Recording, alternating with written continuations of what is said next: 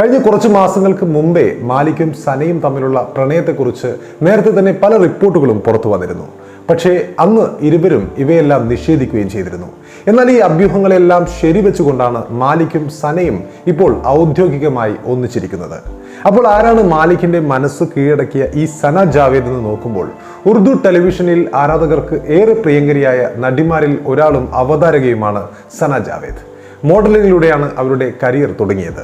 മോഡലിംഗിൽ ശ്രദ്ധിക്കപ്പെട്ടതോടെ സനയ്ക്ക് പല ടെലിവിഷൻ പരസ്യങ്ങളിലും അവസരങ്ങൾ ലഭിക്കുകയും ചെയ്തു.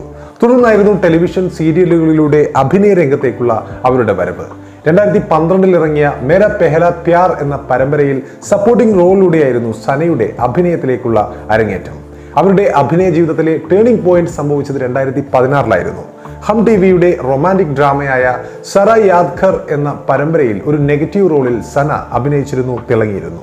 ഈ പരമ്പരയിലെ സനയുടെ അഭിനയം